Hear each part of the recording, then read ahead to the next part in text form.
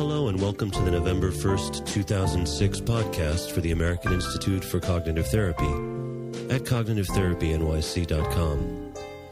Today, the Institute's director, Dr. Robert L. Leahy, will be discussing strategies for dealing with worry and anxiety from his book, The Worry Cure, which is available at amazon.com.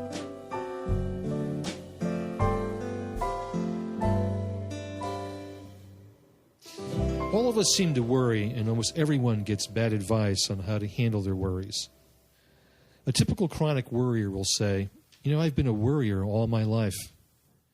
Chronic worriers wait almost 10 years to seek out psychotherapy if they ever decide to go for help.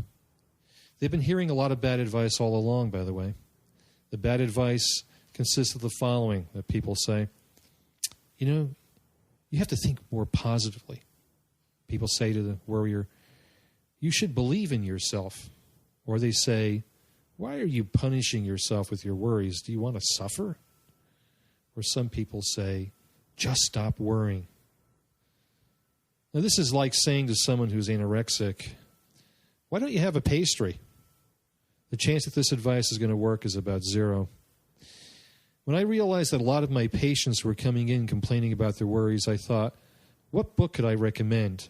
And then I really began to worry. There wasn't anything out there that really made much sense to me at that time. But the good news is that over the past 8 years, there's been some groundbreaking new work on why people worry and how we can help them. So I decided to start writing a self-help book for worriers, and the book is called The Worry Cure, and I hope you get a chance to read it.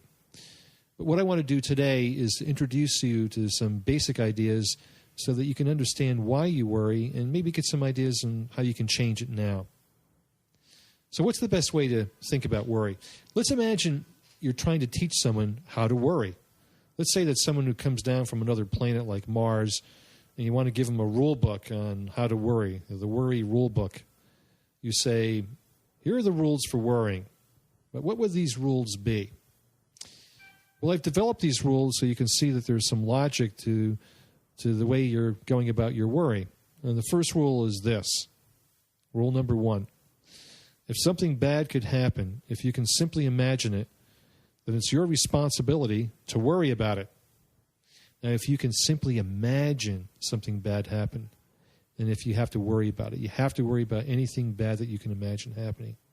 If you can imagine failing a test, or if you can imagine getting rejected, or if you can imagine having a dreaded disease, then you should dwell on it and think about it and just go over it over and over and over. Now you have a really good start to your worry.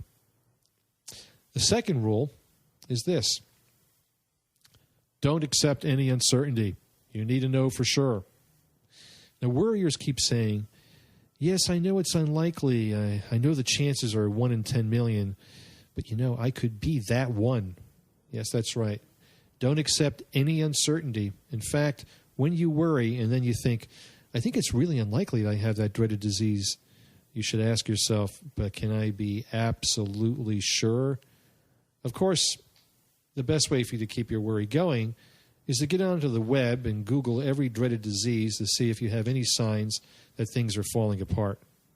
Or you might try getting reassurance from everyone that everything will work out. Ask your friends, is everything going to work out? Will I be happy? Will I find the lover of my dreams? But then you can reject the reassurance because it doesn't guarantee absolute certainty. That's right. Continue worrying until you have certainty in perfection. That'll make you a good worrier. The third rule is also very important. It's that you should treat all of your negative thoughts as if they're really true. Now, most people might say, oh, it's all in your head. But as a worrier, you know better. If you simply think that things are bad, your thought must reflect that it really is bad. If you think you'll get rejected, treat that thought as if it has already happened. Now, the fourth rule that will help you be a good worrier is to always think it's all about you. So anything bad that could happen is a reflection of who you are as a person. If you're a good worrier, you'll want to think it's up to you to make sure everyone's happy. That you have to find out what the truth is. that you are the center of everything because you are responsible. You have a hard time just sitting back and letting the world take care of itself. As a worrier, you are the one who has to make it happen. Think of it this way. If someone doesn't like you, it means that you must be a loser. If you don't do well on the exam, it means that you are a moron. If you are alone, then it means that no one could ever love you. Your worries are completely tied to how you see yourself as a person. Nothing, if you're a worrier, nothing is simply a minor problem that happens to just everyone. No.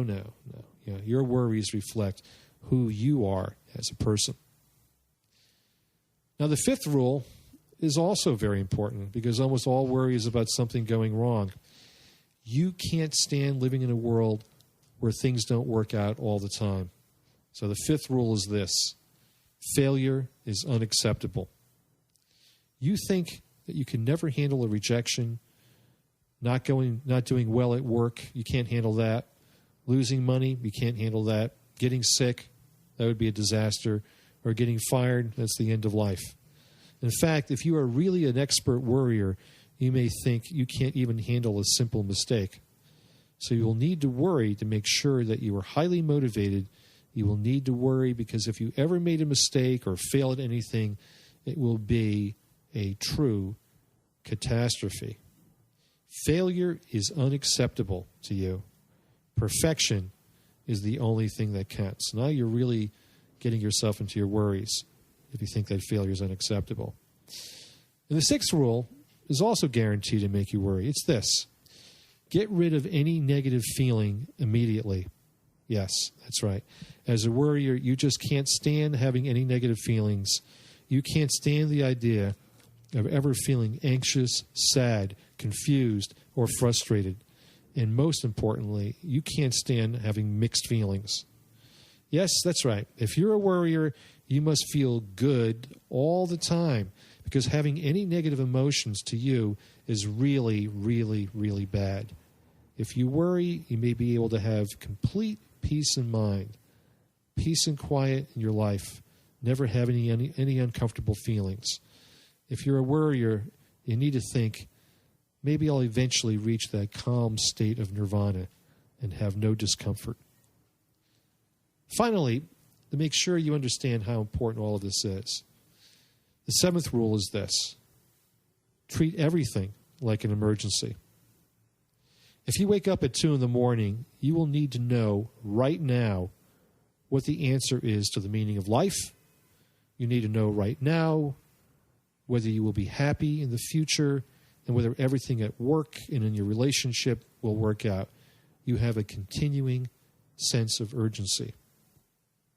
In fact, these 7 rules that I've described are actually based on the latest research on the nature of worry done in the United States and Canada and the United Kingdom.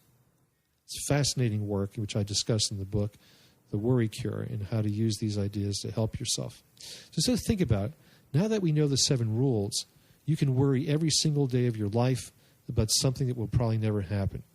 You have the royal road to misery with these 7 rules. All right, now you probably see yourself in this humorous list and you're probably laughing a little bit, but what does this have to do with overcoming your worries? It's really simple. Once you understand why you worry, you can rewrite your rules and come up with new ways to handle life other than worrying about it. Now let's take a look at what you can do to help yourself. The first step to handle your worries is to ask, what is the advantage that you hope to get in worrying? Now, worriers actually believe that simply having a thought, I might fail,